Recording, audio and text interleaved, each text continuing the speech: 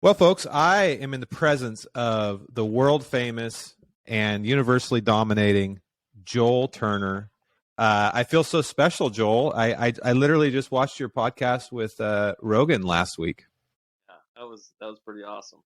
I've always been honored to be your friend, and I've always believed in you. But watching that was really, really cool, man. Like, first of all, you did a great job. I haven't done his show, but I can imagine the pressure that comes along with it. Luckily, you've done a little bit of stress training. Yeah. It was a super good dude though, so it wasn't like people were shooting at me or anything. So it was good. Yeah. How has the feedback been from the show?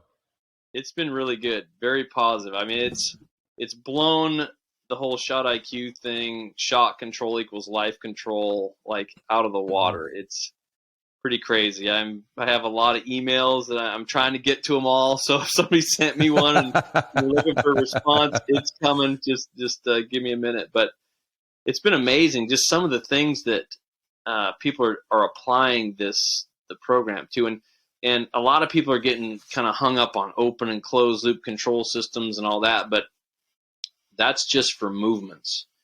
And what we're talking about is more broad, like for life, determination and decisions and presence and concentration. And people, I mean, are really applying this, and they're figuring out how to apply it, and it is amazing. It's an amazing journey for me because I'm in the background trying to really figure out how to deliver some of these things to people, and I have to think and I have to learn things about certain movements or certain situations that people are in, and lots of anxiety out there, and how do you overcome that with consciousness? And it's been a journey on my end as well. So it's really opened up a lot of doors. What was your biggest takeaway from the show? A lot of times Rogan digs. He's one of the best interviewers there is. Was there anything that you learned, or maybe even just a different way of thinking about something that was spurred in the conversation?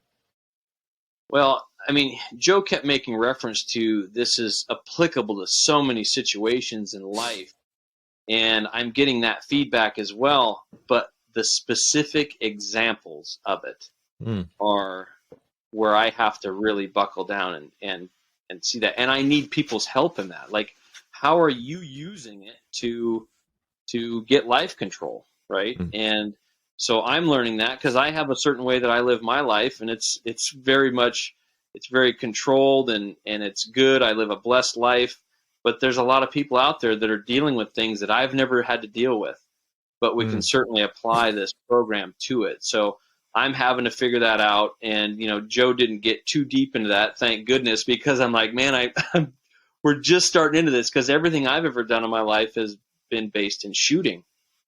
And shooting seems to be at the pinnacle of concentration. Like if you can control a shot in a high stress event, a lot of things pale in comparison to that. And, but for somebody else that doesn't shoot or whatever, they have to figure out where they're at. And this process is really starting to fine tune and figure out exactly what we need to do with folks to help them out, just to gain impact. I want this to have a positive impact on people, and it is, but I got to figure out other avenues for it, for sure. Yeah, man. So much to dig into there. But so for folks that are listening, Joel and I have known each other for quite a while, quite a few years now. He has personally helped me in so many ways, specifically starting with shooting, but I have applied his thinking to a lot of my life as well. But I kind of wanted to start at the last show. We talked, a lot about the backstory, your backstory, and which is incredible. You guys should all go listen to it. It's actually the highest downloaded show that I have, which is awesome. You guys should all go listen to it. I can't remember what episode was, but it was in the 20s or I think maybe the low 30s. Go listen to that. But today I wanted to dive more into the specific mechanics of all of this we're talking about, because it's not I won't say that it's complicated, but it's deep. Like it can be boiled down to a few simple things, but it's pretty deep. And I think it would help if I can give folks context of how it impacted my life and the specific examples. And then from there, I want you to sort of walk folks through kind of what you and I have worked on specifically. Mm-hmm. Because there are, anybody who's shot is dealing with the same anxiety. But if you can take these learnings from your shooting or whatever precision, stressful environment you're in and apply it to the rest of your life, it's magical. So with that said, I wanted to tell you guys about my absolute low in bow hunting. And I've never publicly talked about this because it's awful. But I've been bow hunting my entire life. I picked up a bow when I was, probably 2 years old. And I spent my whole childhood outside on our acreage out in rural Oregon, shooting at squirrels and mice and birds and frogs and bass and whatever I could shoot an arrow at, I shot an arrow at. And so I've been shooting my whole life. I know how to shoot a bow. And then obviously I grew up elk hunting and deer hunting. I've killed a lot of the species out west with my recurve bow. However, throughout my journey, I always struggled with target panic. And I missed tons. I don't even, Joel, I wish I actually had a calculator to know how many elk I've missed, deer I've missed, coyotes I've missed, bears I've missed. It would not be a pretty number, but I can tell you that I can only remember 1 year of my life that I did not get a shot at a bull elk and bow range. And I've been legally bow hunting. I'm 42, so 30 years legally bow hunting. So 29 of those years, I've either killed a bull or missed a bull. And bulls are my main quarry, right? That's my thing. I like elk hunting. But for a lot of years in a row, I didn't kill one. I just missed them. And most of my teens were spent missing bulls. I did not kill an elk with my bow, even though I was missing nice bulls my whole from 12 to, I think I killed my first elk with a bow when I was 17. So for the first 5 years, I missed 1 to 3 bulls a year with my, and I'm shooting a recurve this whole time. Mm-hmm. So I killed a cow when I was 17, and I shot her in the butt at like 30 yards. Luckily, it was a mortal wound, but it was luck. It was not controlled at all. Mm-hmm. And then I went a couple more years before I actually killed my first bull with my recurve, which was a nice 6x5 bull. And I actually think I might have pulled through the clicker on that one. I can't really remember, but it was actually a fairly controlled shot. However, it was a longer shot, which tends to be more comfortable for me when I was in those situations. So you got 2 dead elk and like maybe a couple deer and some other stuff in the span of my first 10 years of bow hunting. But you probably had, I don't know, 20, 25 misses and probably a couple wounds in there that I'm not proud of.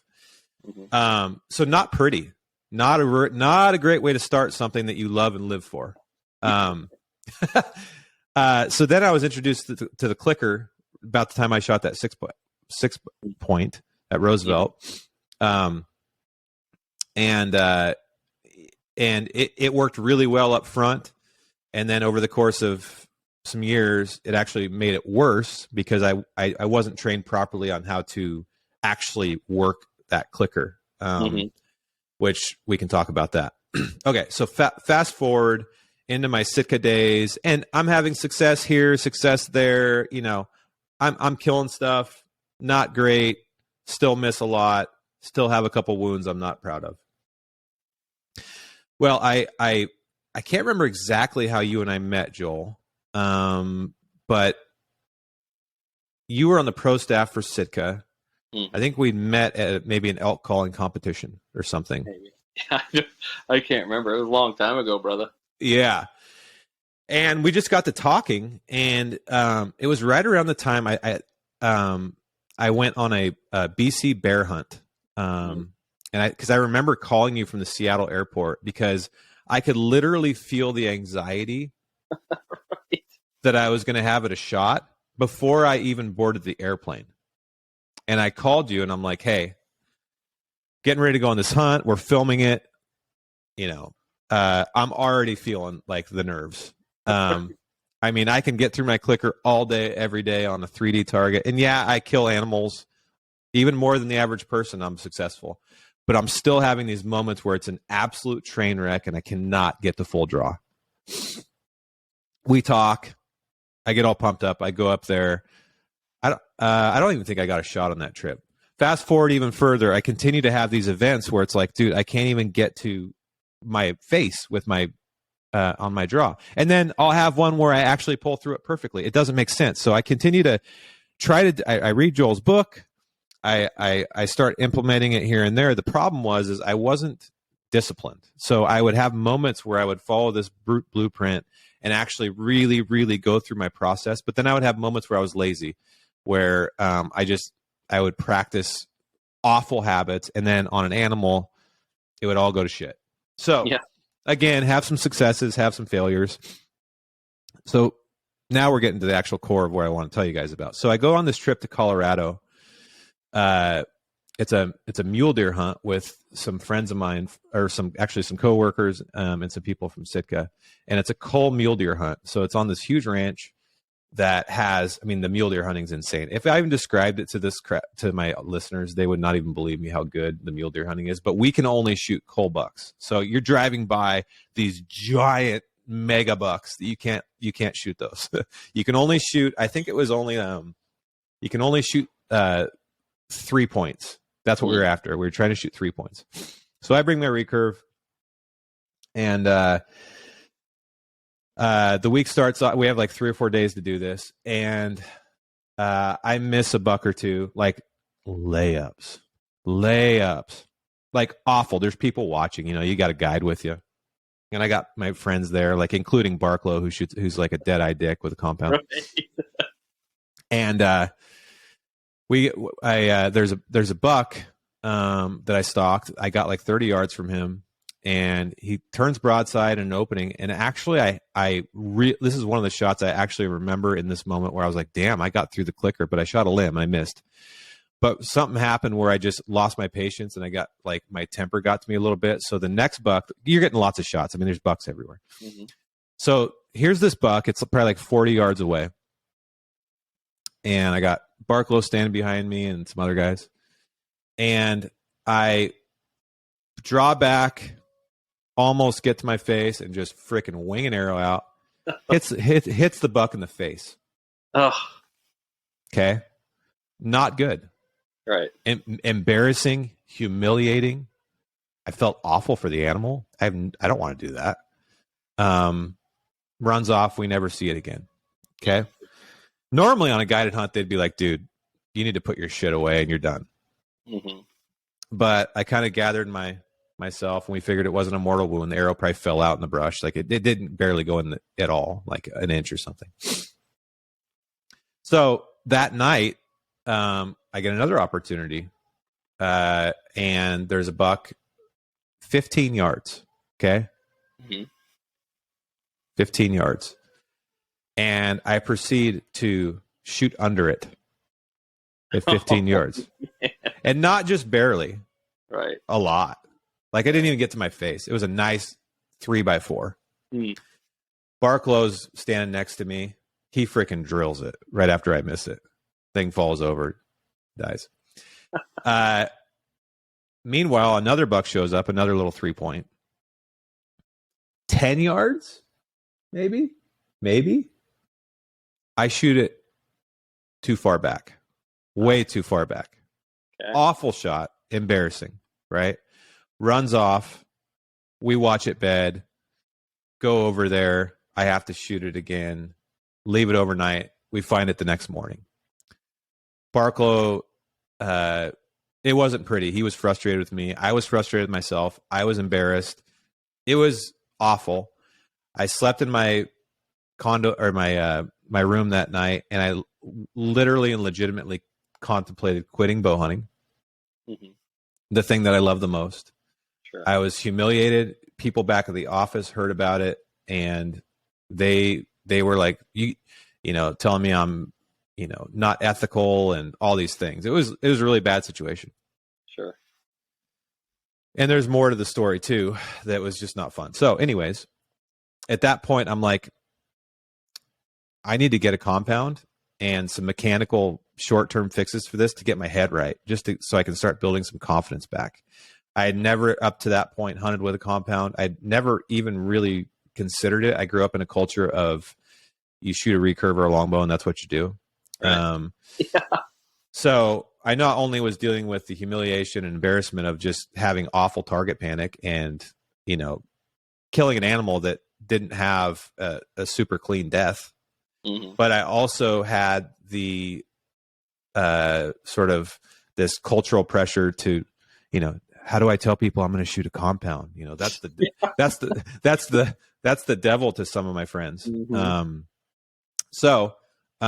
Anyways, I remember calling Joel at some point over the course of the week and asking him about, if I get a compound, is there any releases that will like basically force me to get through my shot before I can let it go, so I can start getting my head right. I got to get my head right. I love hunting too much to quit and or let it make these experiences so negative. And so Joel pointed me in the direction of a hinge release, and I think I got a Hoyt or something.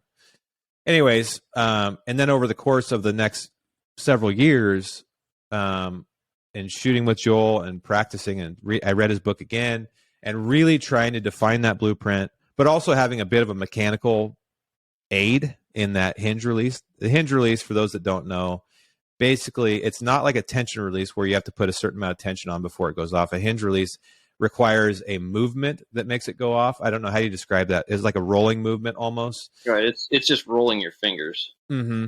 And people call it a back tension release. It's not a back tension release. You don't pull on a hinge. A lot of people do, but it's the least accurate way to shoot a hinge. But just rolling your fingers in it, you actually relax your index finger and roll your other fingers, and that's what makes it go off. Yeah. Anyways, that was one of my lows. I had several lows, but that was really the one that really stung the most. And it's embarrassing to even talk about it, but I think it's important because I think there's a lot of people out there that have these lows and they don't talk about them or address them. They think they're just going to go away. And I can tell you, folks, they're not going away. They might go away for one shot. They might go away for a hunt, but they're coming back and you never know when they're coming back. It might be when your son's behind you watching you and trying to learn and you freaking wing one in something's butt, or you're filming a TV show and you freaking whiff it over. It doesn't matter. These are not things that go away. They're things that have to be managed and mitigated. And I feel like my head is so much better. It's not perfect, but so much better over the course of the last 5-6 years of really working on this, and my success rate has gone up. My miss rate has gone way down. I still have some misses here and there, but most of the time it's because of other things, bad yardages, limbs, stuff like that. Right. I generally speaking execute my shot. And even this winter when you came out here, Joel, and we hunted blacktails, that blacktail came under me at 10 yards. And when I drew back, I was nervous about that because I didn't know how it was going to, I knew how I was going to make it go, but I was still nervous that those demons would overtake me again. And when it came by, even though it was a fast shot, I didn't get a chance to pull through my clicker because I did a trap. I shot it when it came into the opening. I still didn't feel the anxiety that I used to, and I still felt I made a great shot on that buck. It was a very quick, ethical, clean kill.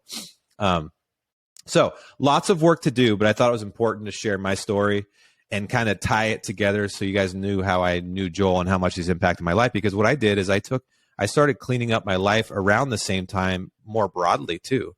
Like I've cleaned up my life in my head a lot. I've dealt with anxiety, depression, I won't call it alcoholism, but too much drinking, not being a great husband.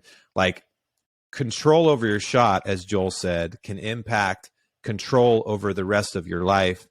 And it's so real. And I want everybody to really listen to what he has to say. So with all that said, Joel, is that a pretty good summary, buddy? Yeah. And it's, some of the things, there was very key moments in your growing up that were exactly parallel to me. It took me 13 years to kill a bull elk with my bow. I've missed so many elk could make your head spin. I mean, if we would be heroes in the bow hunting world if you and I that we've ever shot at. And I mean, me being I'm a 2-time world elk calling champion. Elk calling is my thing. Elk hunting is my life. And to be horrible at it, at the pinnacle of excitement, at the shot, to completely lose your mind is one of the most frustrating things that you could ever think of. Something that you love so much, and you know in the back of your mind that you're going to fail again, right? You know you're going to fail, and it's a mystery on how to be successful. There's no, when you were shooting and some shots were good, not very many, right? But you had a couple that were good, but they were a mystery on why they were good. And you never blueprinted them. And that's the kicker with this whole thing is there's so many good shooters out there, but they don't blueprint exactly how they do it. And if they don't blueprint it, there's no way they can transfer that information. I mean, why is it that your dad didn't give you this information? Why is it that my dad didn't give me the information?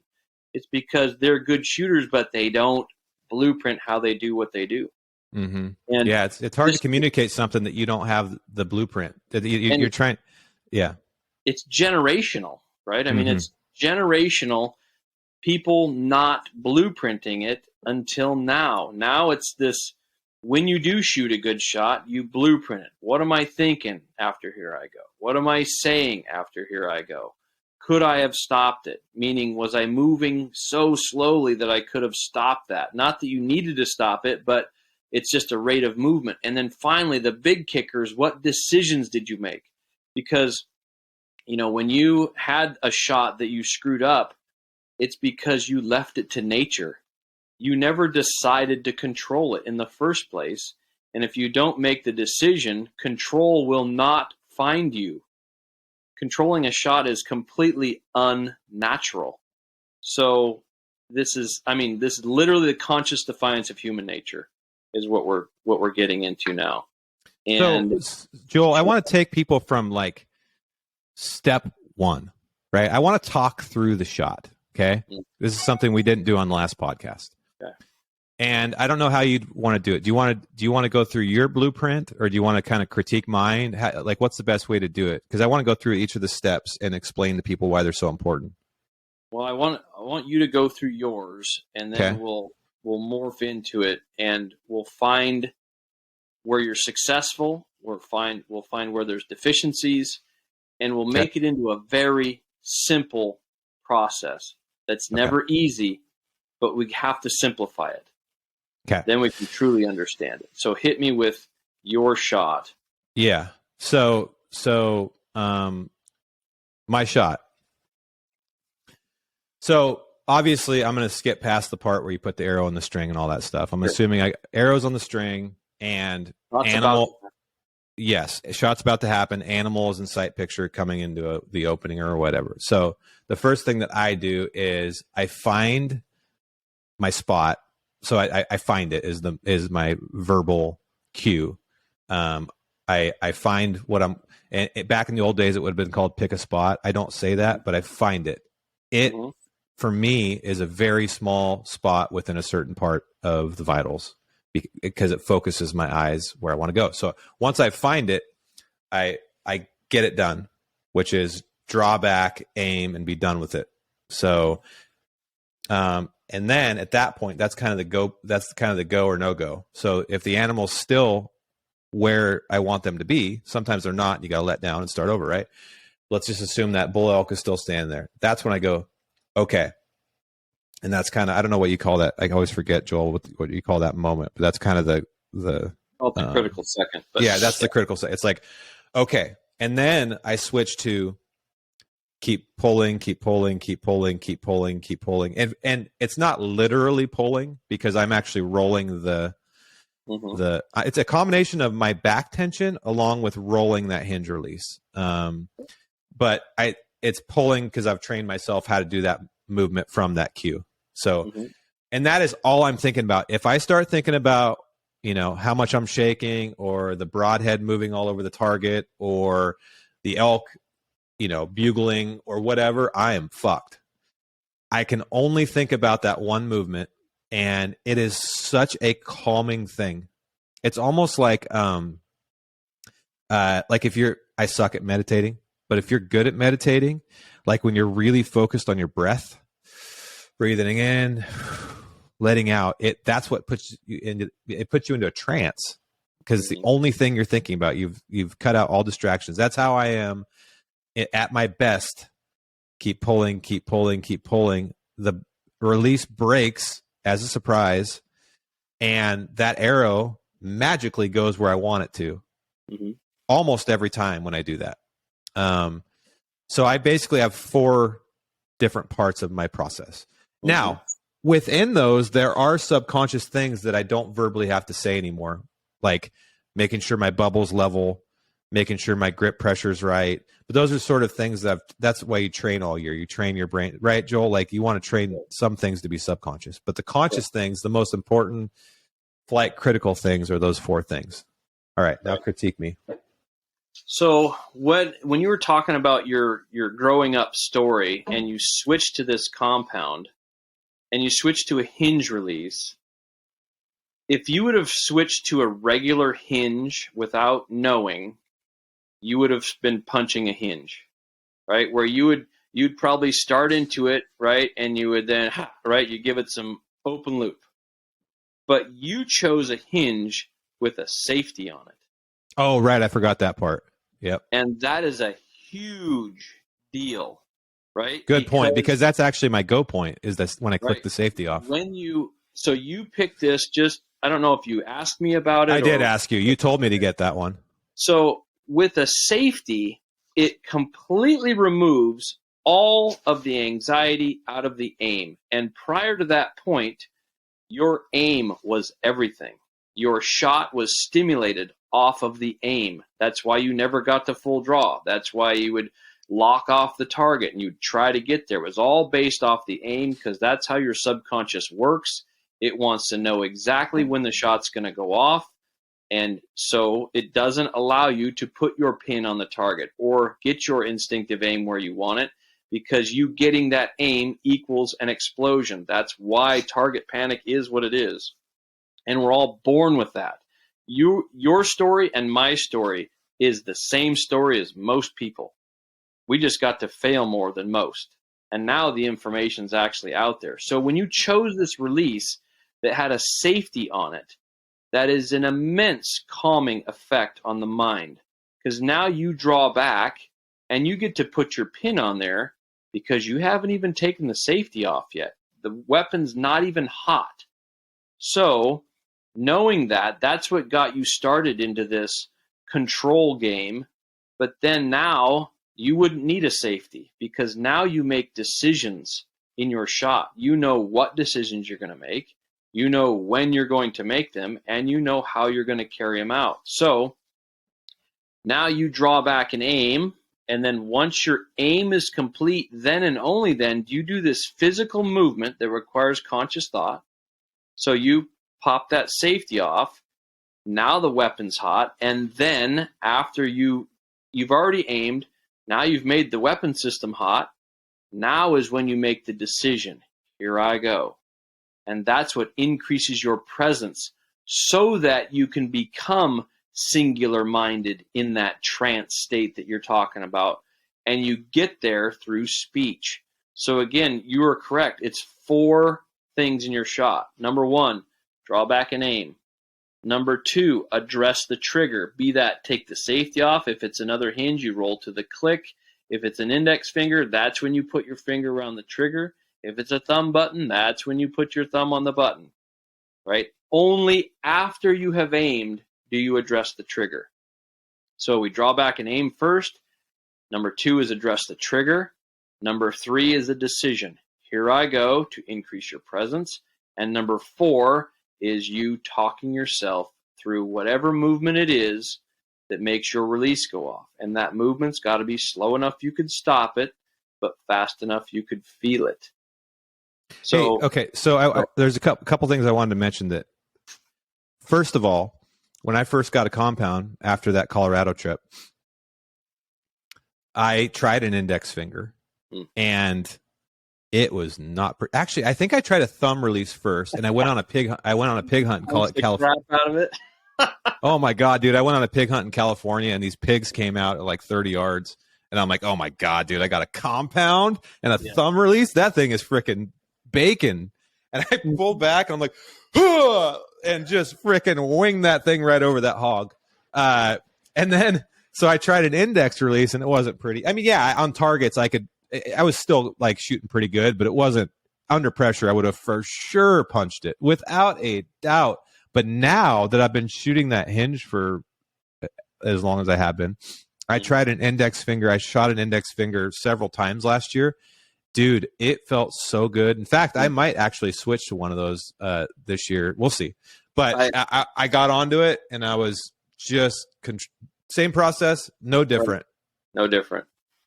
You should be able to control them all. Any release you pick up, you pick that thing up, you understand how the trigger works, and you run it with control no matter what. It's your only job. Your only job is to move the trigger. Your job is not to hit the target. It's not even to shoot the shot. Your job is to move the friggin' trigger slow enough you could stop it. That's your job. So when you say slow enough you could stop it, there's something you do in your classes that I was wondering if you could show the screen or if there's a way we could do it. But the signature test, dude, because I think that actually shows people what we're talking about. It does. It's like the secret sauce. So I don't usually talk about that. Talk about it, but I don't show it. Okay, we won't show it. It's in the online course. It is the basis for all of the open and closed loop control systems. It teaches you determination and decisions and presence and concentration. It teaches you all those things. So, yeah, I don't usually give away. That's all right. We can say when you guys do the online course, yes, specifically pay attention to that and really think about why it's there.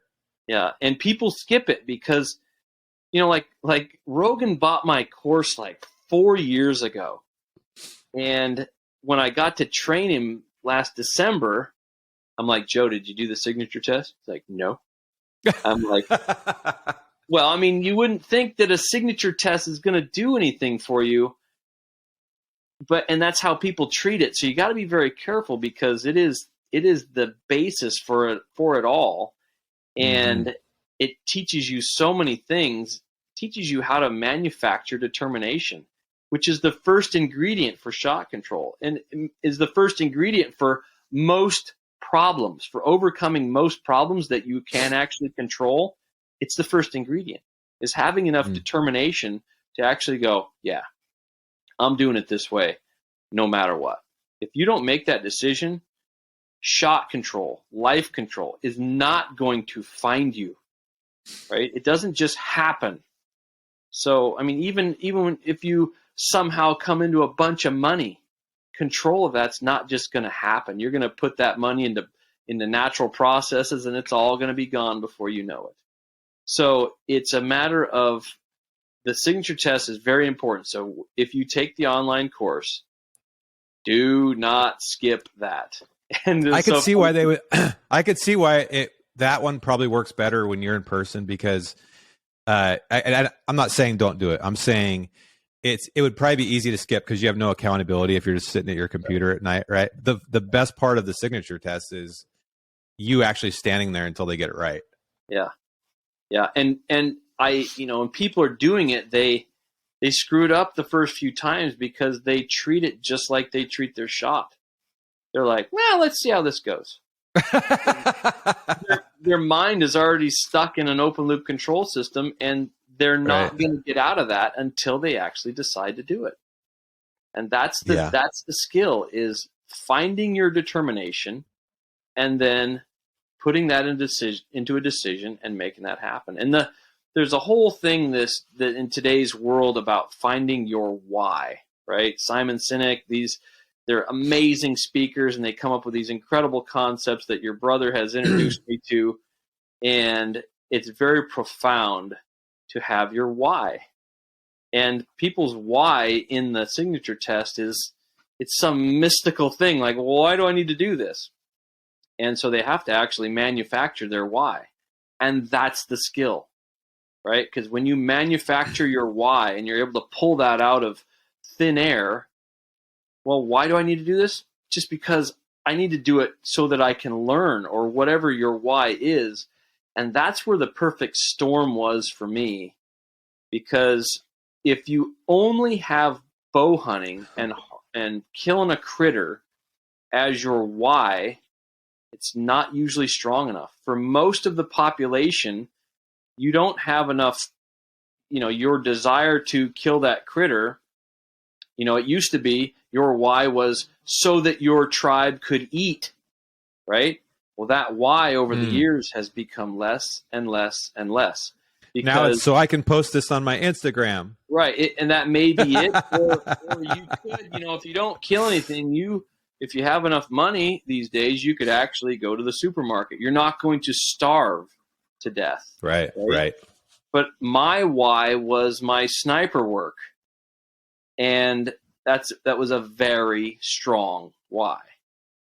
And bow hunting was just the sounding board for that. So if you don't have something that's life or death as your why, then you're going to have to manufacture your why, right? And so how do people do that?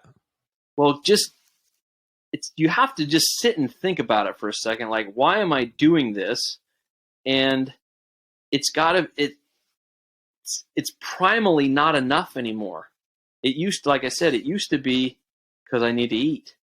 Well, your why of nutrition and just a cleaner lifestyle and all those things needs to up in value, right? You need to increase the value of why you are doing this so that you are determined enough to make a decision, so that you're present, so that you can concentrate in whatever it is. But in shooting is the pinnacle of that, because you're literally causing an explosion, right? And it's very difficult for your mind to comprehend why in the hell you are doing that. So, something that helps me, and it gives me a purpose that's meaningful, and it also brings my anxiety down, is my why. Like, I was literally just talking myself through this last night, because this never goes away. Again, people, this is not something that just, you do it once and it's like, cured, I'm good, I never have to think about this again. Every single time you have to face the same demon, right? Yeah. And so I'm headed to Hawaii this week to hunt axis deer. And I was thinking about my blueprint for my shot, because axis deer are very technical to shoot at. You have to, it doesn't matter. Man. Yeah, it just doesn't matter what you do. Like, you could make the perfect shot and it still could end. So you got to really make sure you make a good shot, because there's a lot of other variables that play in too. You just control what you can, right? Yeah. So I was thinking through that last night, and I started to feel those old demons coming back. Like, what if I, punch it? What if I this or that? And I'm like, what are you talking? My only job, my main goal of the entire trip is to go through my process and make a controlled shot. And it changes the whole dynamic of your thought. If your goal for the trip is to kill a buck, that's a really weird one, man. I've tried that. That's not a great, it's a good ancillary goal. Yeah, sure, you want to be successful, but that opens the door to all kinds of demons in my mind. That is not my goal for the trip. My goal, above all else, is to make my shot controlled. Is to make that controlled shot, go through my process. Because I know that if I do that, those other outcomes that I want are much more likely. It's about increasing your own power level. So if you go there and you control everything that you can control, you control your mind in a high-stress shooting event, that is so much more powerful for your life than to go there and shoot an uncontrolled shot and kill a buck with that. Yeah, it actually makes me feel bad. I don't like that. If I shoot an uncontrolled shot and I get something, it doesn't mean as much to me. You don't deserve that, right? You just made yourself worse. Unless you blueprint like what happened and then make a decision to fix it. But, like you said, people go on these hunts with the goal of killing the critter that they want instead of shooting a controlled shot. I now use hunting. I use critters. I use indoor archery tournaments. I use these things to test myself. And I'm going to pass that test no matter what. It's my only thing is I'm going to do my job. And every time I do that, it makes me exponentially more powerful in every aspect of my life. Because if you kill a critter, if you kill a critter with an uncontrolled shot, you should feel bad about that. Like, not like get down on yourself, depression, but you should. And that's what drove me, because I would kill a critter. I'm like, I got him, success in that, but complete failure in shot control. And that's where I had the sniper work to scare the crap out of me and go, man, if I do that in a life or death situation on a human being, it is not. I mean, it's not good, right? And No. a lot of people don't have that, so they have to manufacture it. It's got to mean everything to you to shoot a controlled shot. It's got to mean well, and I like what you said to kill a critter. I like what you said about controlling the things that you can control, Mm-hmm. because doesn't that span to everything, right? Sure. Because you can control. There's 100% odds that you can control or your shot, right? You can do it. You can do it. It's up to you to do it. It's not going to do it for you, but you can do that. You can't control, the weather, or if the bull jumps the string, or a branch blows in the way. All those other things that'll just stress you out and give you anxiety. Mm-hmm. You can control. Like, I am at total peace right now. All I have to do is just in this moment get through this 2 or 3 seconds of pulling, and my odds of getting that bull are pretty high. Not 100%, because the only thing that's 100% is death and taxes. Sure. But they're pretty high, right? And that brings me comfort. Joel, I went to my crowd knows I've been doing jujitsu. Mm-hmm. And in jujitsu, so many similarities to archery. If you don't follow a process and you let your emotions get the best of you, you are fucked. Especially with someone who's trained. You are toast. Right. And so I went to a tournament because I'm going to compete this summer at a tournament. You're competing against people that are at your same level. And I watched because I wanted to learn, and I want to really watch these folks and kind of, so I'm more prepared for what I'm getting myself into.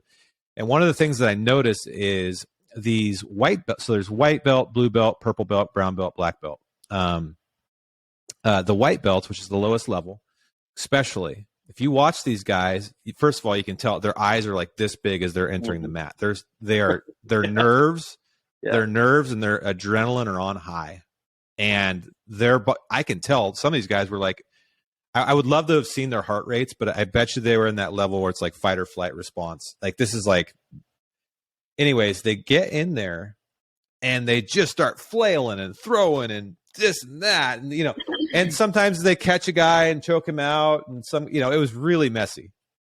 But the thing I noticed is there was a few people, especially in the higher ranks, that you could tell all they do is run their process, right, and stay in the present.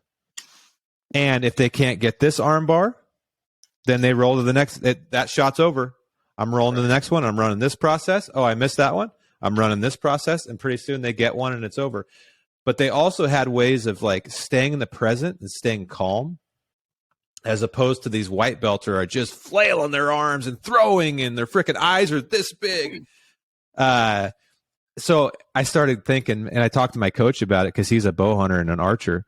I said, Johnny, dude, this is just like bow hunting. Like, you can choose to go out there and lose your shit and get lucky, or you can go into these high stress environments with a plan that may have to change on the spot, but you just keep running your processes and your odds go up, right? Right. I mean, and you see it in their faces. And we were talking about this earlier with Bodie and, and watching archers, and you just see it in their faces that they're not present. They are not there. They're somewhere else. and they're trying to let things happen for them. And the things that we are doing, be it, I was just talking with a pilot instructor, the things that we are doing, humans are not meant to shoot things. Humans are not meant to fly. So the things that we're doing are completely unnatural. And if you don't consciously override your central nervous system, bad things are going to happen, because nature has a path for you, and it will default to, fast movements when you need slow movements, or, fetal position, thumb inserted in mouth, and, things are happening around. Right. So it's that sucking on the thumb is it's bad. We see it in cops and Condition Black, where they just lose their mind. Talk about Condition Black. Talk about that, because is that when your heart rate gets over a certain amount? Yeah, your heart rate goes over a certain amount, and you go completely into fight or flight. And I've seen it in cops a bunch when we'd put them in simunitions training, where they're actually shooting other people with simunition rounds. And I had one guy. What's a simunition? Simunition, it's basically a plastic bullet. It's like paintball, right? Oh, but it hurts more than paintball because it's smaller surface area. So it is. I had one guy that thought he was pretty good, and he was kind of an arrogant ass. And I put him in this simunition scenario, and I'm dressed in all red as an instructor. I've got red hat, red vest, red shirt, not supposed to shoot the guy in red. And he was in a very intense scenario where he had just gotten a gunfight with another person, and then his gun went down, quit running, malfunction, which happens a lot with simunition guns. And so he's fixing his gun, and I'm standing in front of him, and I'm yelling at him to fix his gun just to ramp things up a little bit. And when he comes back out of that manipulation of that pistol, he sees me, and his eyes were completely different. I mean, his eyes were huge, and it's just like he's looking at me, and he decides to shoot me in the stomach 6 times with simunition rounds. And I just sat there and took it. I remember I had my arms on my hips, and I'm yelling, "What the F are you doing?" And he's just sending rounds into my stomach. And it was crazy. But, I mean, we see cops go into fetal position, when things get crazy. And it's a constantly having to override your own central nervous system. I was just talking again with that flight instructor, and he was talking about how when you pitch the helicopter forward out of a hover, people think that they're actually going into the ground. So keeping them, and then they grab onto the collective, and they, all their movements get massive hand tension, and then you don't need tension in your hands when you're flying a helicopter, evidently. So it's all these fight or flight responses that you have to be able to consciously override. And, you go into a jiu-jitsu match, you're going to take impact to your body, right? And your mind doesn't want you to be there. So that's where you see those eyes that get all wide. But if you have a process, and you know how you're going to override your central nervous system, and you know how you're going to think your way through things, you can't just rely on personality, because some of what you're seeing is personality, right? They're very calm people to start with.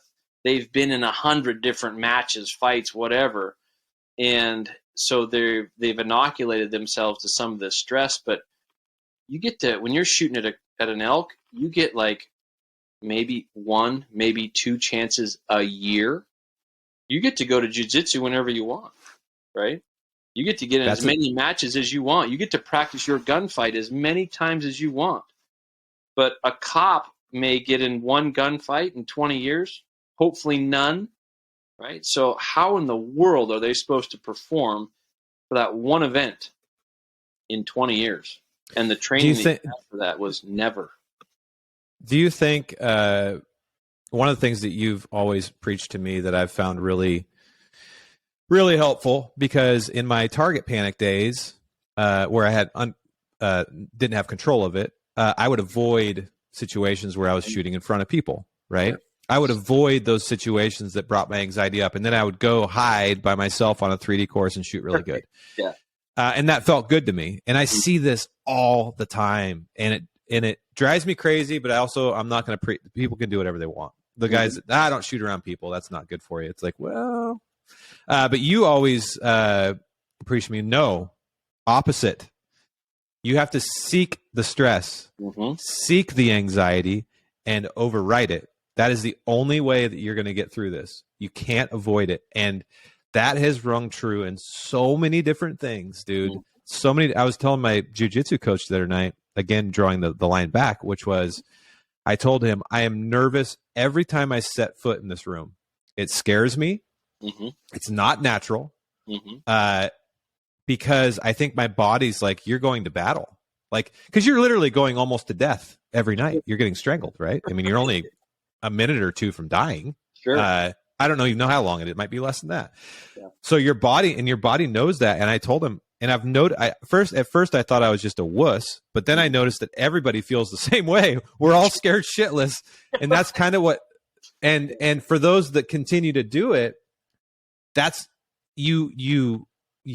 that's kind of why I like it now, because I'm doing what you told me to do, which is, if I could run away from that fear and that anxiety and that stress, or I could learn to thrive in that environment and actually learn these processes of how to survive and thrive in those environments, therefore inoculating myself a little bit of that stress, therefore helping me not avoid other stressful situations in life that I'm scared of. Like, it's just this, it's like this seeking of healthy stress.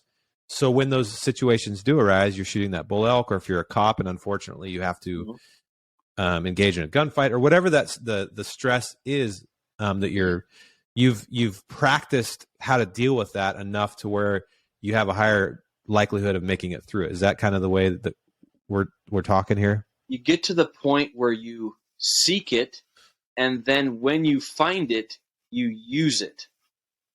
Right? You're using stress to make you stronger.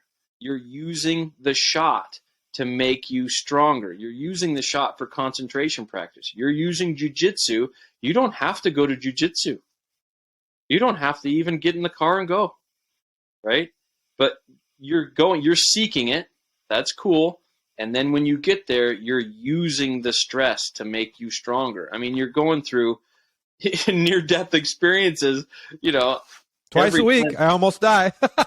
Twice a week, right? So yeah, you got to seek it. You go do public speaking, shoot on Facebook Live or Instagram Live, so everybody's watching. It increases your pressure. That's why I shoot Vegas and Lancaster and all these high-stress indoor shoots. You are slightly inoculating yourself to it, but you're just using it. Like it was funny because I was at the Lancaster Classic and I was in the elimination rounds, and I'm shooting against, some of the barebow gods, and I'm doing good, right? I'm shooting really well. Why wouldn't I? I'm following my process. And one time I looked down at I knocked my arrow. It was like the second shot of an end or something. I knocked my arrow. I found my crawl on the string, and I got everything set, and I looked down at my arrow, and it's sitting on my springy, and it's just shaking like crazy. And I'm like, yeah, bring it, because I'm going to shoot this shot no matter what, no matter how much I'm shaking. And it's you're just using it. Find it, and when you find it, use it, right? Use it to make you stronger. Like when I do my clinics and people shoot in front of me, for some reason, people are nervous to shoot in front of me. I don't know. It's just an Instagram thing probably. But so they're nervous to shoot in front of me, and I maybe give them the raspberries just a little bit, and it completely destroys their process. They bail out. They punch the trigger. It's all crazy. Very easy to destroy them to start with. And then as we go through and they learn the science of the shot and all those things, by the end of the clinic, 3 hours later, anything I do to them makes them stronger. I can tap them on the face with an arrow. I can shake the crap out of their bow. I was at Vegas this year, and a buddy of mine's like, Turner, I need some distraction training. I'm like, I got you, right? So I grabbed onto his bow, and I just shook the crap out of it And his job was to keep moving through the release, even though it was shaking like crazy. I'm literally grabbed onto the riser of his bow, and I'm shaking the crap out of it at full draw. And his job was to stay in it. And the next day, he shoots a 330X. Why wouldn't he? Right. You and I were talking before the show about, I was watching on Facebook, one of the archery channels I follow. A video popped up of Bodie in what's it called? Is it the World Series or the World Series? It's the World Archery Series. Yeah. Yeah. So it's in Vegas. It's kind of it's part of the Vegas thing, right? That's a side tournament. It's people usually will go to like Nimes, France, or there's some in Indonesia. There's tournaments all over the world that you do to qualify for this World Series. And it's the World Series Championship at Vegas. Now, Bodie hasn't gone to any of those international tournaments, but he shoots such high scores at Vegas that it gets him in there. It gets him into that. He qualifies by shooting 2 high scores at Vegas, so he gets in there. He was in it last year too, and every time we do it, we have to borrow arrows because you can only shoot 23 diameter arrows. So he shot that whole thing with borrowed arrows. Oh, really? Yeah, so they weren't even his arrows that he shot that with. That's crazy. Well, I was watching that video, and he's competing against Kyle Douglas, who's an incredible shot. I mean, watching that kid shoot was obviously watching Bodie shoot's amazing too, but both of them are top of the heap, right? Mm-hmm. But one of the things I noticed and this is no dig on Kyle at all, because obviously he's amazing, but I did notice, and he noticed too, at the end, because you can see him kind of shake his head as they got nearing the end, as the pressure mounted. Even the commentators noticed.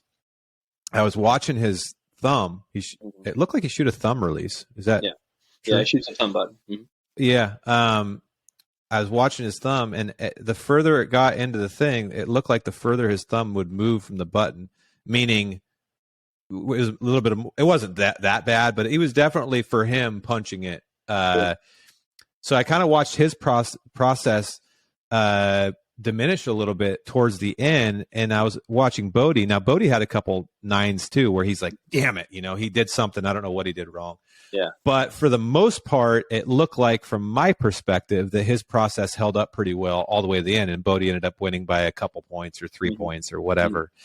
But I just thought that was really interesting, because here you have, 2 of the best shooters in the world, and even their brains, folks, are struggling with the same things that they've just learned to, I guess, mitigate it much more. They have their process style, but even Kyle struggled a little bit there at the end to follow his process. Yeah. So anytime that you go, you saw 2 completely different styles up there. So his bow's pretty heavy, and he goes open loop on the trigger. Now his trigger is very light. And so when he goes open loop, meaning too fast to stop or modify in the middle, so you'll see he'll come down on the target, and then he'll get it in the middle, and he's got his bow heavy enough that it's got to get in the middle, and he has to register. That has to register with his mind that it's in the middle, so that he can send the motor program to his thumb. And that's one way of doing it. But no matter what your opinion is on it, the science of it is, if you go open loop on the trigger, there will be pre-ignition movements linked to the trigger motor program, because it's your subconscious that's sending that. So you don't know when the pre-ignition movement's coming, and you don't know what pre-ignition movement's coming. You don't know if it's a collapse. You don't know if you're going to move your bow hand slightly. It's going to be something that's going to deviate your point of impact. And in most of these tournaments in indoor, you're trying to hit the X. Like, it's the size of a penny. It's just slightly smaller than a penny. It's slightly bigger than a dime. So it is very difficult to hit this every single time when you don't know when the bad shot's coming. So that's why you get these, out of a 660 round, you get 658s, 659s, but very rarely do you get 660s, because it was that one shot when you didn't know it was coming. Now, Bodie's, his system, our system, is completely different than that. We're moving the release slow enough we could stop it. We're aiming, and we're letting that pin dance all over that yellow, and then we're simply talking ourselves through this movement. We don't know when the bow is going off. Therefore, there is no pre-ignition movement when it goes off. So it hits X after X after X. But you have to have your pin movement fast enough that it can always get back to the center. So you'll see the bow setups are completely different for those two styles of shooting. And I believe that the closed loop system is more accurate. But, you know, Kyle wins some, Bodie wins some. So, you know, it's just, if you're trying to follow an open loop system, for most people, like Kyle's got a very calm personality. So you couple that with, you know, being able to put the pin on the target. But what you saw, what I see specifically in Kyle's shot is that, are you going to it? I'm good. No, I'm going to comment I got on one of your videos that I thought was I wanted you to respond to. So when you see Kyle shoot, you'll see him. He'll draw back and he'll get his pin on the target, and then he'll come in on the trigger pretty light, and then you see this slight movement away from the trigger before it goes, and that's what gets bigger and bigger and bigger as the stress mounts. So it is a way to do it. I believe there's a more accurate way to do it. But, you know, I don't shoot to the level of Kyle or Bodie, but I'm pretty damn close. But I shoot bare bow. So, but when I pick up a compound, I'm going to shoot a controlled shot no matter what. So my scores are pretty damn high. I don't enjoy shooting a compound as much as I enjoy shooting a recurve or a longbow. So, you know, I let Bodie's skill do the talking on the compound end of things. Sorry, I really want to find this because. Are you looking for the Lancaster? No, there was a guy that commented. There was a guy that commented on my YouTube video where we talked about visual proprioception. Here it is, right here. And it wasn't nice, but yeah, that's unfortunate. Okay, so here we go. You ready? Mm-hmm. Just gives context. Just explain visual here. Let me share this real quick. Well, I don't want to share it because it shows his name. So Joel, just visual proprioception. Just give like the 10 seconds on that so people can remind. Because I want to read them what this guy says. It's just the fact that no matter which way your pin moves, its next movement is always back to the center. It's the same way you drive. It's based on visual feedback, right? So when you're driving, you get visual feedback that your vehicle's veering slightly to the left toward the center line, and you do an automatic corrective movement on the steering wheel. When you get the right visual feedback that it's back in the middle of the lane, that movement stops. And then it goes the other way. It's all based on visual feedback. So you drive just like how you aim. So, but people will take their bow and they will actually weight their bow up to the point where you slow the rate of return down to the center too much. Your pin, if you're using visual proprioception to aim with, it needs to be fairly quick and buzzy, right? Not like huge, slow movements.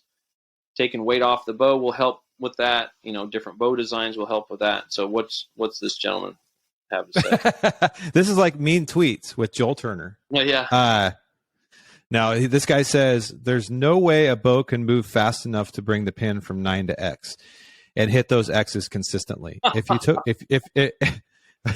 If you look at Bodie's float, there's barely any movement, and his bow isn't particularly light either. Kid holds as a rock, and his program helps him execute clean shots.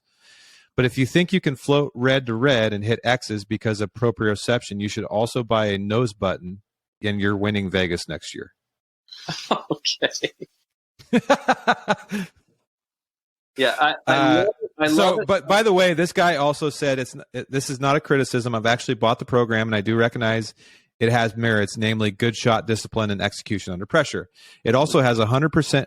It's also 100% accurate on pre-ignition movement. If you have a punch sooner or later, punching will induce a bow arm correction, which is the last thing you want. But saying that you can float whatever you want and still hit X's all the time is simply not true. Not even Bodie floats big, and when he does, he lets down. One must shrink the float to big tens to hit X's. I won't argue whether fast or slow is better. Maybe fast is better for quicker recovery, or slow is better if you something, blah, blah, blah. So once you have a small float, using the program to consistently hit X's makes perfect sense. I've spent three months following his program like a Bible. I saw nothing but frustration until I shrank my float. So it's important to recognize things for what they are, give credit where it's due, but also call out where it doesn't align with reality. Oh, so I love it when people talk about Bodhi's amount of float that he has. So if you are watching Bodhi's bow, there's not a lot of movement, but can you imagine at 20 yards how little a movement that is from the edge of the 9 to the edge of the 9? You can't see that in a stabilizer.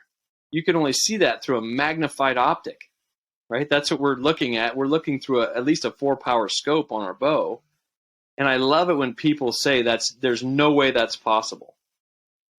It's, I mean, it's the reality. I mean, do you think that Bodhi, this has become an issue because people think that Bodhi is lying, and they think that I'm lying about Bodhi's, what he sees in a sight.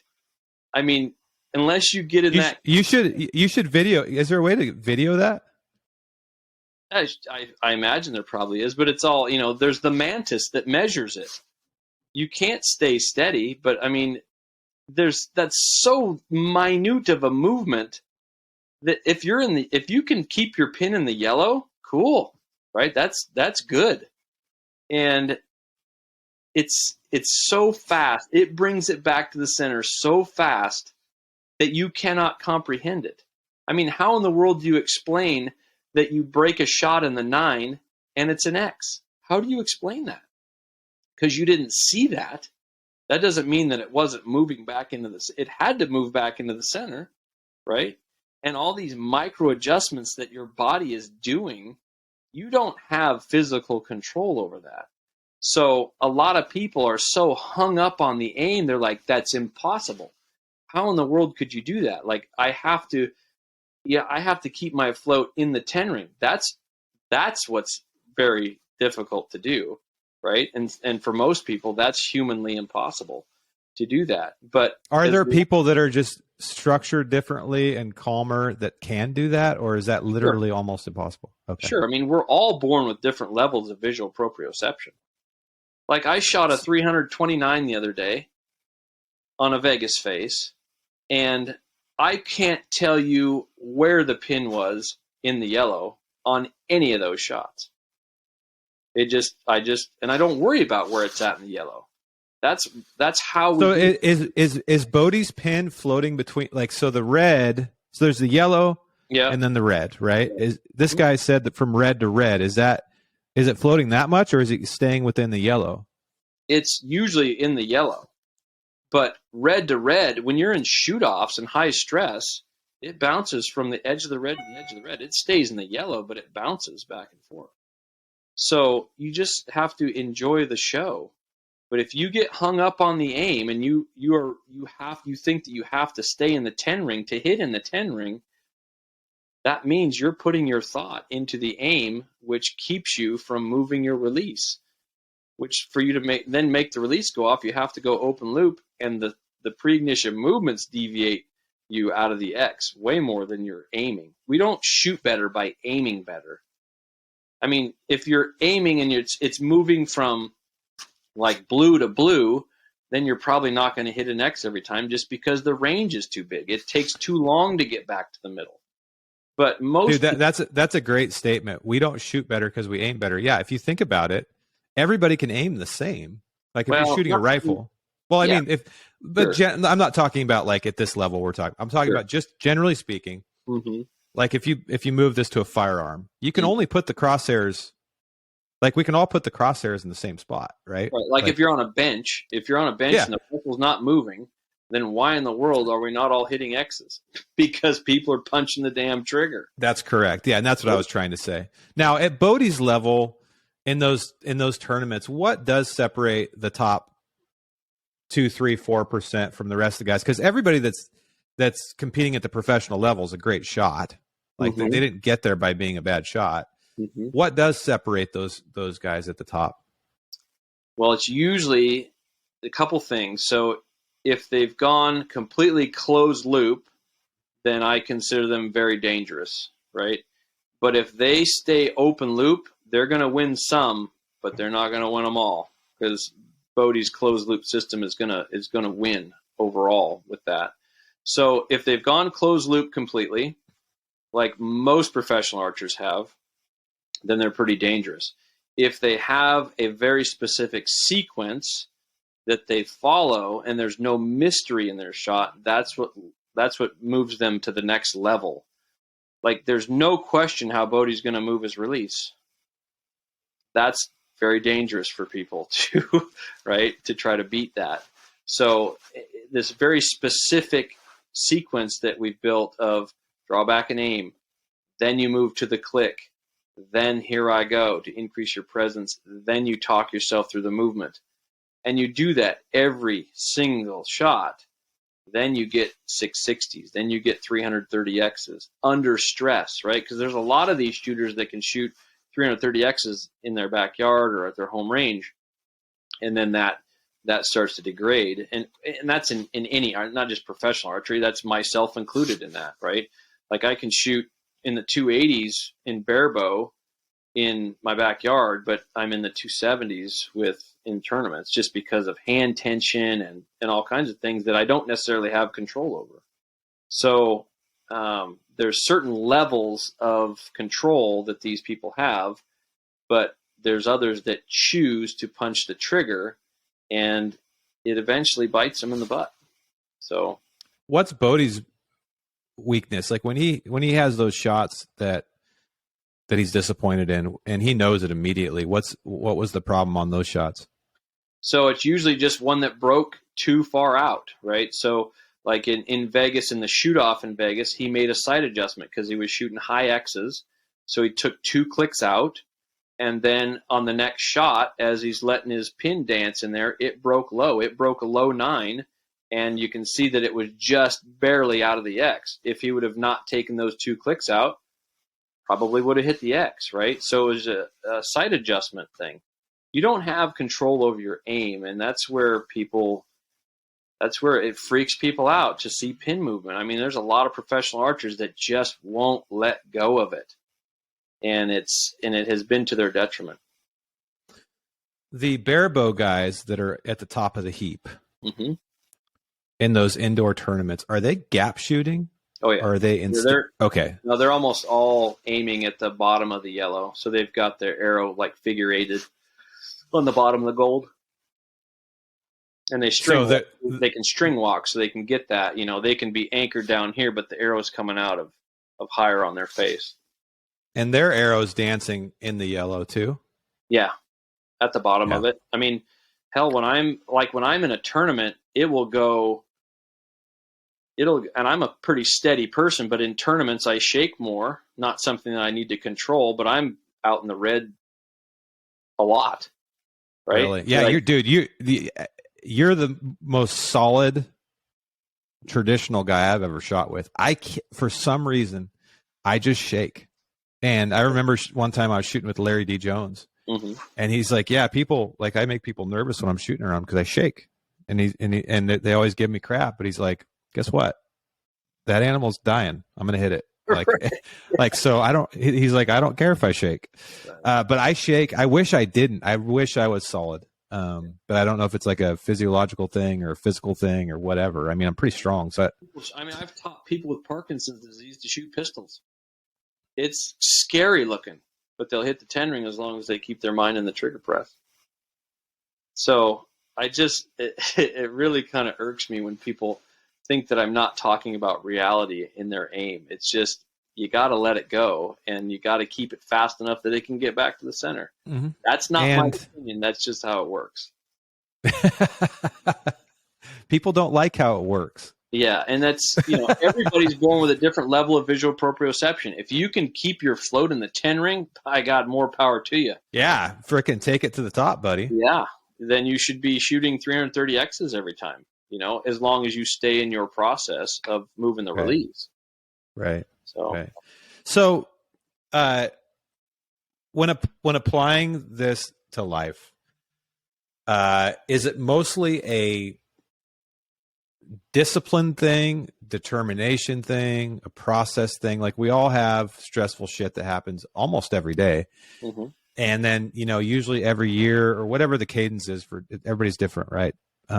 There's intensely stressful things, whether that's changing a job or a dispute or a divorce or a whatever. There's these things in life that there's things in our control and there's things out of our control. How do people use this to put more things in their, or to take the things that are in their control and give it their best shot? So that's what we've been trying to figure out. Like, how do I apply it to life? How should other people do it? I shouldn't say should, but just can they? This is an opportunity. But I've been trying to figure out the diagram, like what's this problem-solving model for it? But you got to know, like I wrote this thing the other day, and I actually wrote it for your brother.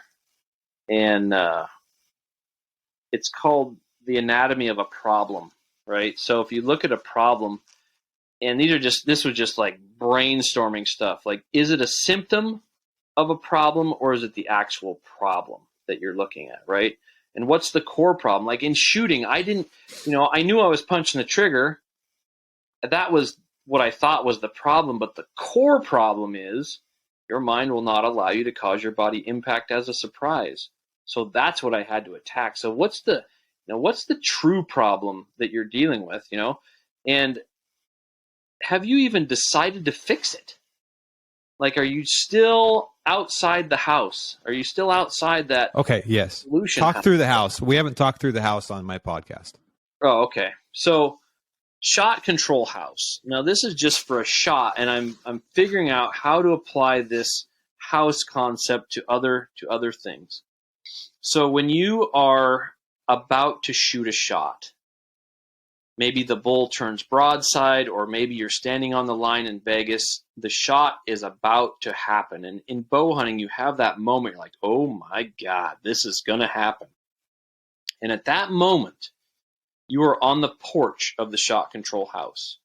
Your process lives inside the house, but you're not in the house yet. The door is closed.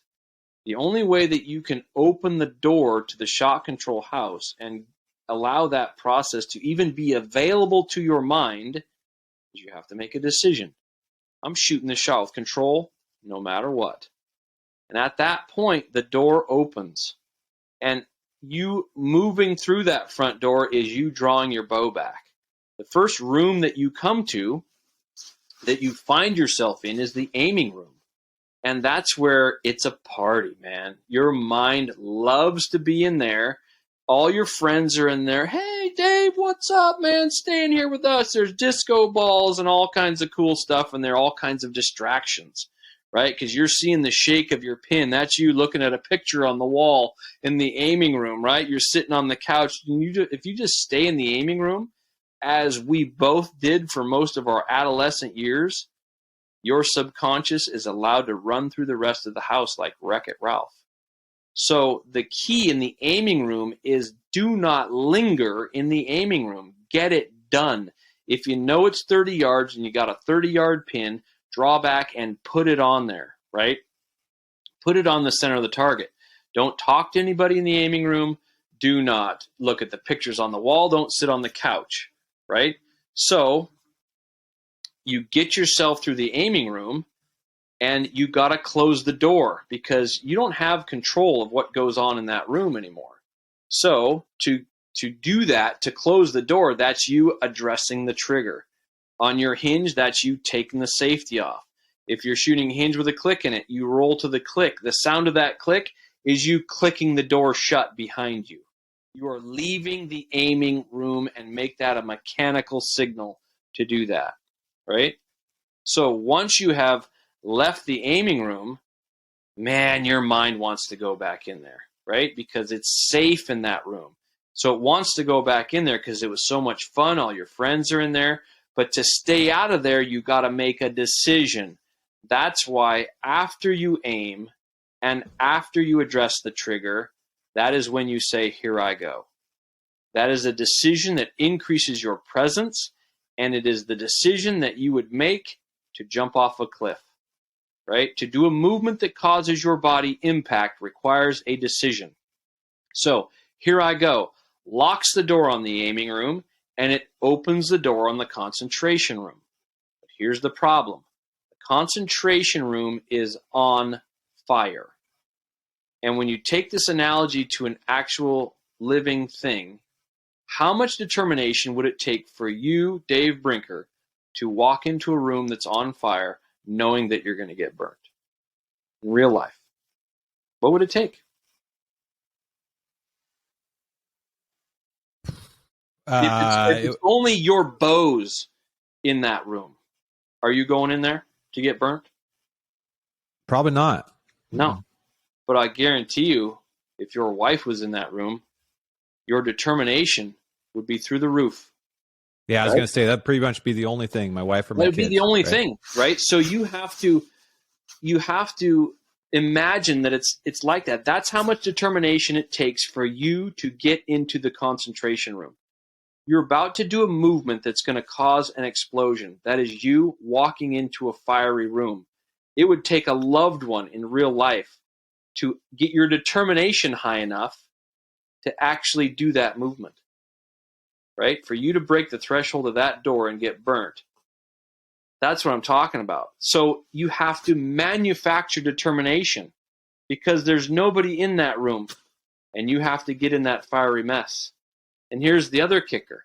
You can only walk through that room slow enough you could stop your steps anywhere within it, right?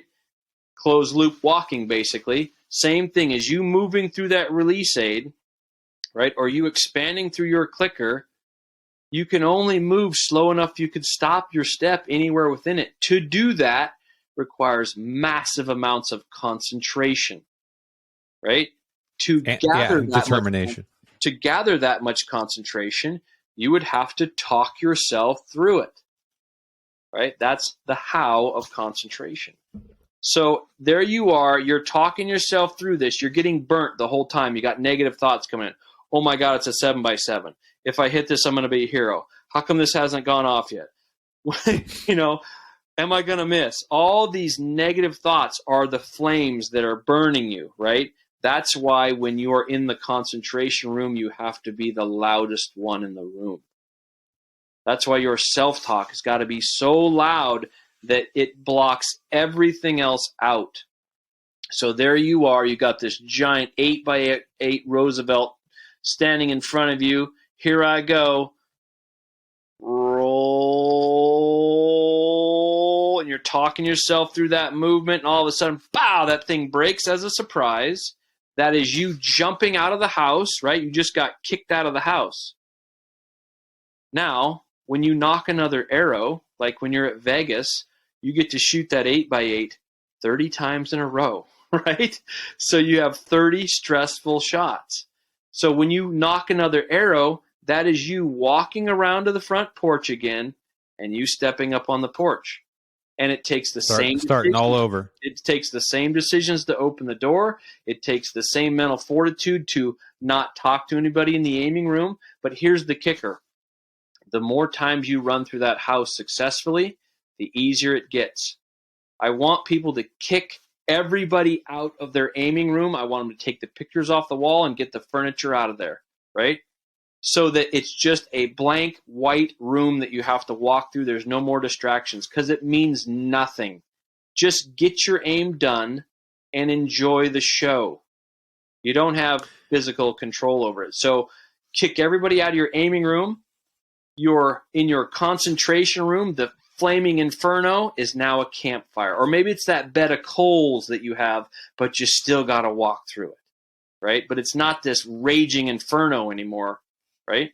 So you have to walk across that bed of coals. But eventually, where I want people to get to is I want you to put an explosive charge on the front door and blow that friggin' thing to smithereens. Like when I shoot in front of people or whatever I'm doing, I don't have to stand up on the porch and go, I'm going to shoot this shot with control no matter what.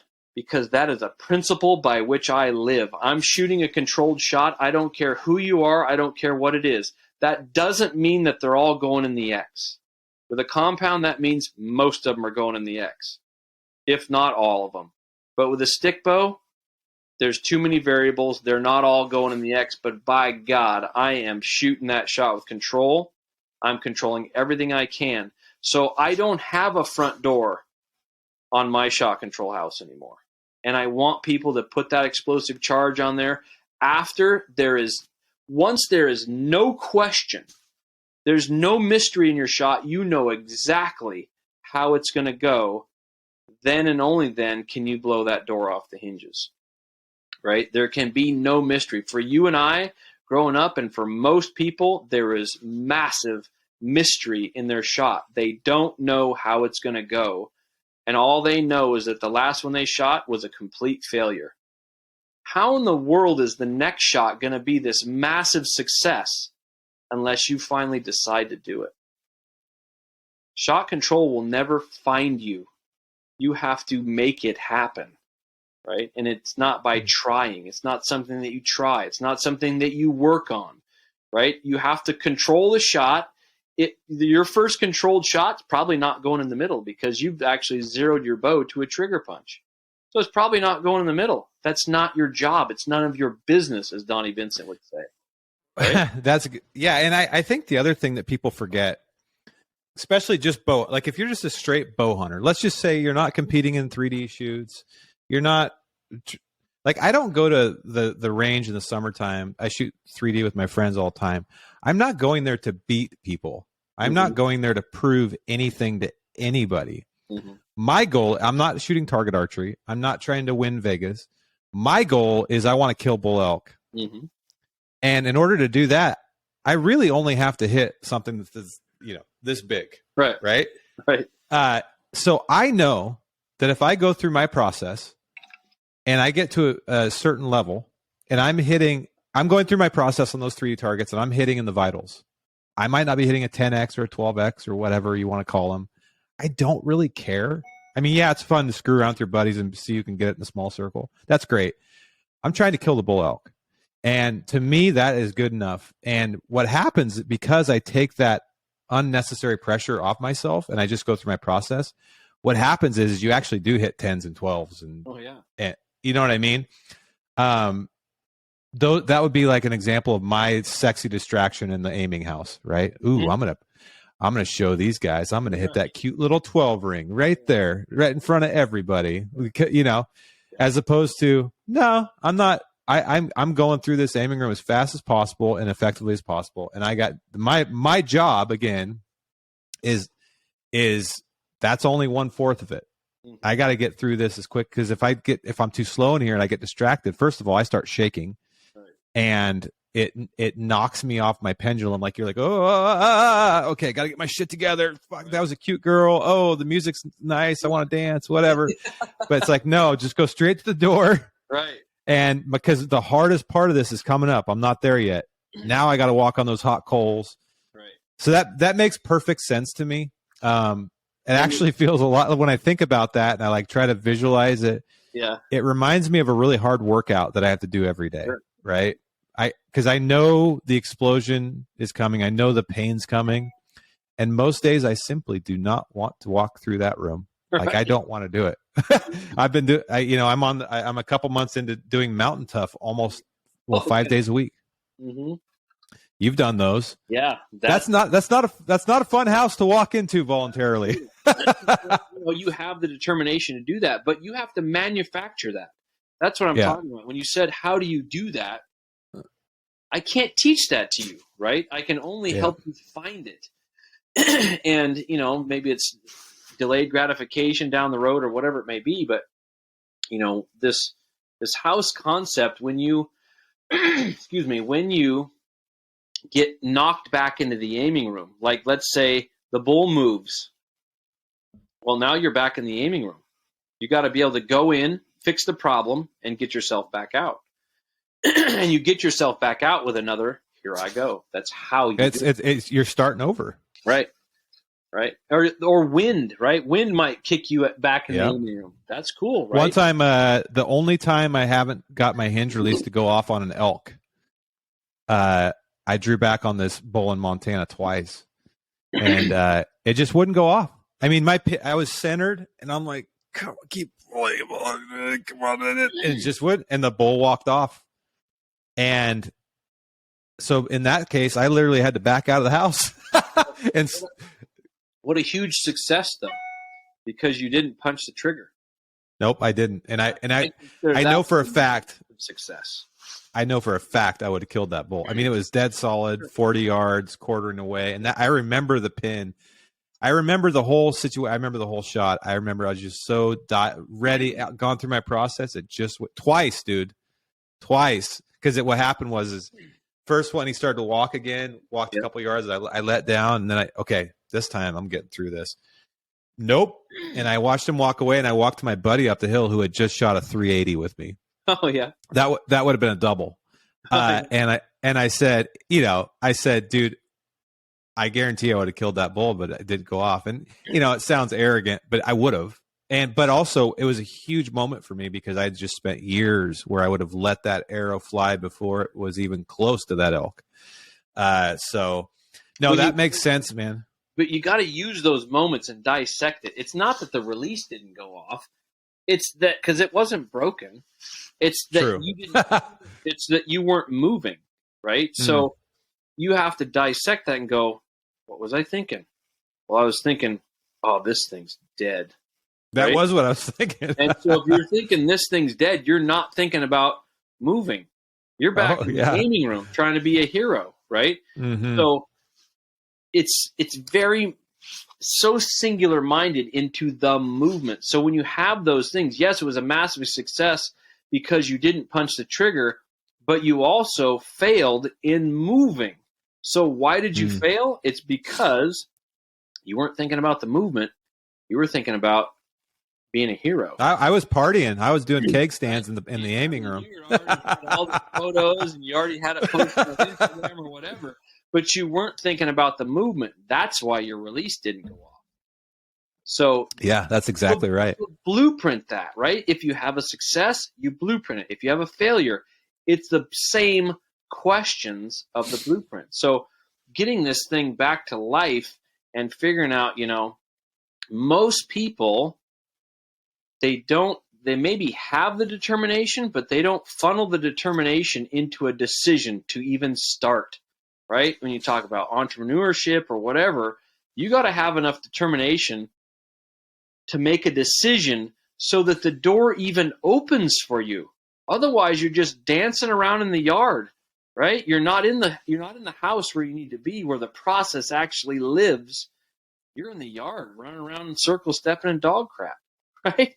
That's not where you need to be. So finding the determination, making the decision, like, again, talking with that pilot just a couple hours ago was profound for me, because this guy's a very successful helicopter pilot. I mean, highest level in the military that you can get to as a helicopter pilot, and he's teaching new pilots now, and he's finding out that they are not, instead of flying the helicopter, they're trying to impress the instructor, right? They're not present in moving the collective and all this stuff. They're not present in it enough because they've never decided to. Like I told him, I said, before they start that bad boy up, are they making a decision to fly that helicopter with control that day? He said, I've never asked them that. They're not making any decisions. They're just they're expecting things to work for them, but then they're getting into these fight or flight situations and they're allowing nature to take place, and then the instructor's got to take over the controls. Right? Yeah, So, what a prime environment for a controlled process in high stress situations if you're a pilot. I mean, they're moving these the stick and the collective, they're moving them millimeters at a time. They're flying with their fingertips. You talk about minute movements that have massive consequence, right? So they're using proprioception to keep this helicopter on the line, and they're feeling all the movements, they're seeing the movements, but all the time, like if they dip the nose of that helicopter, man, they think they're falling to the floor. They think they're falling to the ground with it, but they're not. but their mind is constantly, because humans were not meant to fly, they're having to constantly override their central nervous system, where we have to do it for a moment in a shot. They have to do it for hours in a flight with so many complex movements and watching the instruments and all these things. So they have to be even better at this skill than we ever thought possible in the shooting world. Yeah, that's a really, really good point. Yeah. So it's the same. It's being determined enough to make a decision so that you're present, so that you can concentrate, and then knowing how to concentrate by talking yourself through these movements or through, a presentation or whatever it may be. You have to stay clear-minded about it so that you can, if it's required that the subconscious can take it, like in a golf swing, you actually have, or shooting a basketball, throwing a football, whatever it may be, you have to know how to keep your conscious mind out of the movement as well. So yes, it's fascinating stuff, man. It is really fascinating. And again, I can't say it enough. Please go take Joel's course at shotiq.com, right, Joel? That's shotiq.com. Yep. It is beyond worth it if you're a shooter, but it's also applicable to all realms of life when you're dealing with high stress situations where your mind wants to take control of your body and you need to keep control and make decisions and blueprint successes so you can keep doing them, because man, there's a never ending supply of things that we need to learn from and make things better. I mean, you just do that until you die. That's just the truth of life. We're just always growing. Hopefully, if you're not growing, then you're slowly dying. Unfortunately. So can't recommend it enough. And thank you for the impact you've had on my life. And congrats on going on Rogan, man. Everybody should go listen to that too. Not that I need to plug his show, but any parting thoughts, Joel, before I go, play with my kids in the snow out here in Oregon? Yeah, just have fun and just take a moment and think about, if you have a problem, start plugging it in. Is it a movement? Do you have actual control of it? And, control what you can, because there's a way to do it. And we're figuring that out, and we're going to bring it to you for sure. Yeah. Go do that. While you're at it, subscribe to our YouTube channel at The Altitude Show. We post all the full podcasts on there, plus a bunch of clips that I think are really helpful. People love them. Go support our partners. First of all, Outdoor Class is a great spot to get better as an outdoorsman or woman, whether you're cooking or shooting or planning or whatever it might be. Outdoorclass.com. You can basically take master classes from the best of the best from all of the different realms. You can use my code altitude at checkout for 20% off. Last but not least, peaksequipment.com. Hunting equipment. If you're a backcountry hunter or just a Western hunter in general, you most likely need headlamps, trekking poles, shelters. Peaks Equipment is your spot. Go check out peaksequipment.com. Use my code altitude for a discount. And also let them know that you heard about it on here, because it helps the show. It helps me. Joel, I appreciate so much you coming on the show. And I'll be seeing you soon. I'm going to call you next week after I make some controlled shots on jumpy axis deer. I can't wait to see it, buddy. All right.